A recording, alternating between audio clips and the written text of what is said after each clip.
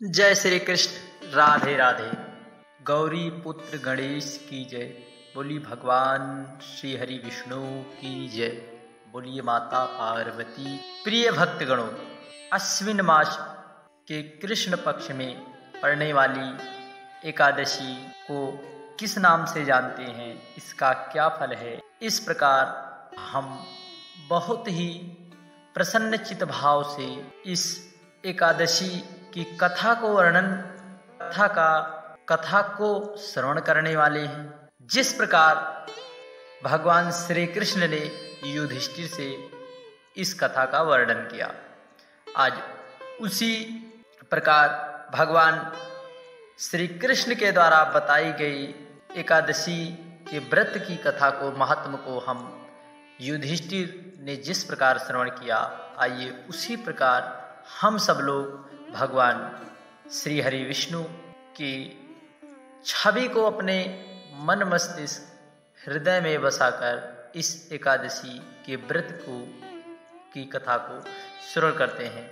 यह कथा समस्त सुख वैभव को प्रदान करने वाली, पितरों को मोक्ष प्रदान करने वाली यह बहुत ही दुर्लभ कथा है। प्रिय भक्तगणों, इस कथा को आप प्रसन्नचित भाव से अवश्य पूरा सुनिए।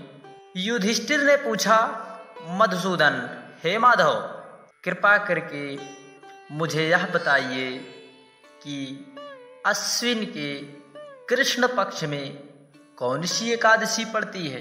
तब भगवान श्री कृष्ण मधुसूदन बोले, राजन, अश्विन कृष्ण पक्ष में इंदिरा नाम की एकादशी होती है। उसके व्रत के प्रभाव से बड़े बड़े पापों का नाश हो जाता है। नीच योनि में पड़े पितरों को भी यह एकादशी सद्गति प्रदान करने वाली है। राजन, पूर्व काल की बात है। सतयुग में इंद्रसेन नाम से विख्यात राजकुमार थे, जो अब महिष्मतीपुरी के राजा होकर धर्म पूर्वक प्रजा का पालन करते थे। भगवान श्री कृष्ण ने युधिष्ठिर को बताया कि यह पितरों को भी सद्गति प्रदान करने वाली कथा है, इसलिए आप इस कथा को पूरा जरूर सुनिए। आधी अधूरी कथा को सुनकर कथा का अपमान बिल्कुल ही ना करें। कथा को संपूर्ण सुनने से संपूर्ण फल की प्राप्ति होती है। यदि आप हृदय चित्त में भगवान श्री हरि के नामों का चिंतन करते हुए अपने हृदय में भगवान श्री हरि की छवि को बसाते हुए इस कथा को अवश्य पूरा सुनिए।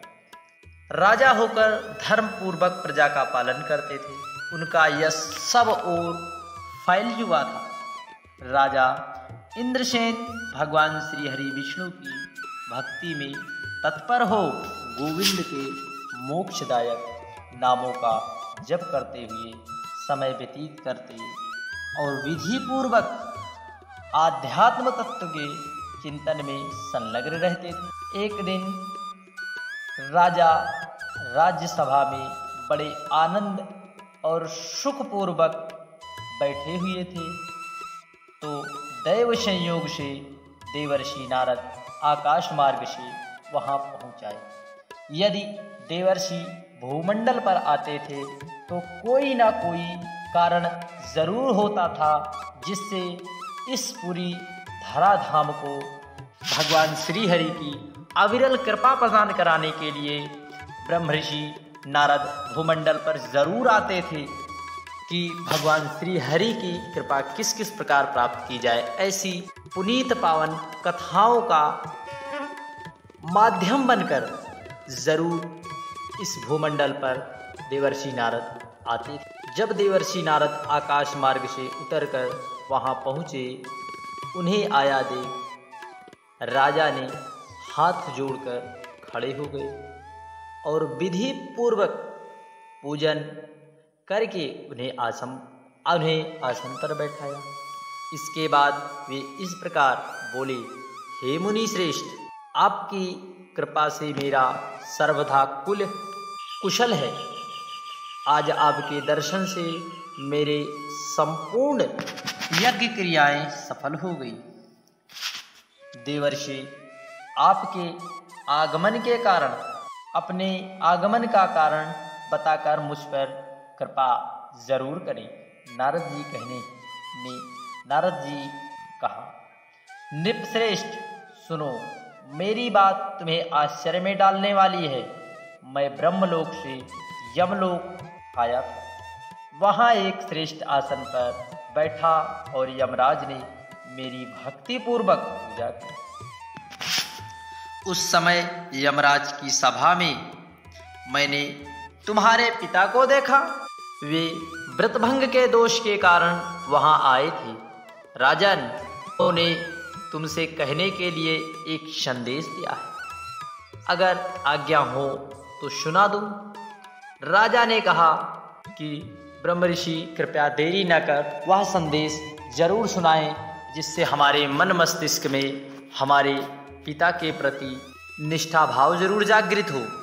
राजन, उन्होंने तुमसे कहने के लिए एक संदेश दिया है, सो बड़ी ही प्रसन्न चित्त भाव से इसे शांतिपूर्वक श्रवण करें।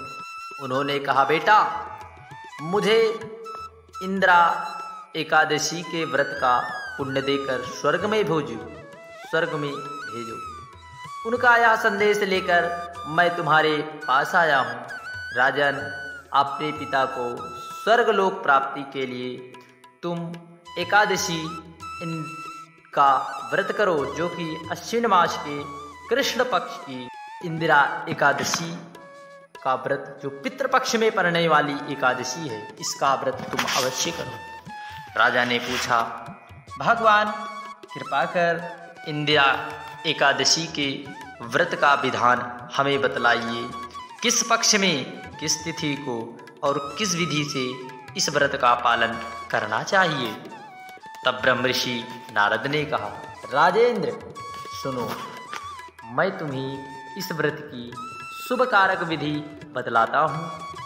अश्विन मास के कृष्ण पक्ष के दशमी के उत्तम दिन को श्रद्धायुक्त चित्त से प्रातःकाल स्नान करें, फिर मध्याह्न काल में स्नान करके एकाग्रचित हो एक समय भोजन करें तथा रात्रि में भूमि पर सोएं। रात्रि के अंत में निर्मल प्रभात होने पर एकादशी के दिन दातून करके मुँह धोएं। इसके बाद भक्ति भाव से निम्नांकित मंत्र पढ़ते हुए उपवास का नियम ग्रहण करें। उस मंत्र को आप जरूर ध्यान दें। तद स्थित्वा निराहारः सर्वभोग विवर्जितः श्रो भोक्ष्यो पुंडरीकाक्ष शरणम में भवाच्युतम। कमल नयन भगवान नारायण, आज मैं सब भोगों से अलग हो निराहार रहकर कल भोजन करूंगा। अच्युत, आप मुझे शरण दें। इस प्रकार नियम करके मध्याह्न काल में पितरों की प्रसन्नता के लिए सालग्राम शिला के विधि पूर्वक श्राद्ध करें तथा दक्षिणा से ब्राह्मणों का सत्कार करके उन्हें भोजन करावें। पितरों को दिए हुए अन्न पिंड को सूंघ कर विद्वान पुरुष गाय को खिला दें। फिर धूप और गंध आदि से भगवान ऋषिकेश का पूजन करके रात्रि में उनके समीप जागरण करें। तत्पश्चात सवेरा होने पर द्वादशी के दिन पुनः भक्ति पूर्वक भगवान श्री हरि विष्णु की पूजा के बाद ब्राह्मणों को भोजन कराकर भाई बंधु नाती और पुत्र आदि के साथ स्वयं मौन होकर भोजन करें। राजन, इस विधि से आलस्य रहित होकर तुम इंदिरा एकादशी का व्रत करो। इससे तुम्हारे पितर भगवान श्री हरि के वैकुंठ धाम चले जाएं। भगवान मधुसूदन भगवान श्री कृष्ण कहते हैं, राजन, राजा इंद्रसेन से ऐसा कहकर देवर्षि नारद अंतर्ध्यान हो गए। राजा ने उनकी बताई हुई विधि से अंतःपुर की रानियों, पुत्रों भृत्यों सहित उस उत्तम व्रत का अनुष्ठान किया। कुंती नंदन, व्रत पूर्ण होने पर आकाश से फूलों की वर्षा होने लगी। इंद्रसेन के पिता गरुड़ पर आरूढ़ होकर श्री हरि के विष्णु धाम को चले गए। राजऋषि इंद्रसेन भी अकंटक राज्य का भोग करके अपने पुत्रों को राज्य पर बिठाकर एवं स्वर्गलोक हो गए। इस प्रकार मैंने तुम्हारे सामने इंदिरा एकादशी के व्रत का महत्व का वर्णन किया। इसको पढ़ने और सुनने से सब पापों से मुक्त हो जाता है। यदि जो भी व्यक्ति इस व्रत का नियम पूर्वक पालन करके भगवान श्री हरि की कथाओं को श्रवण करता है, निश्चित ही उसके जीवन में भगवान श्री हरि की कृपा जरूर प्रदान होती है। जय श्री कृष्णा, राधे राधे।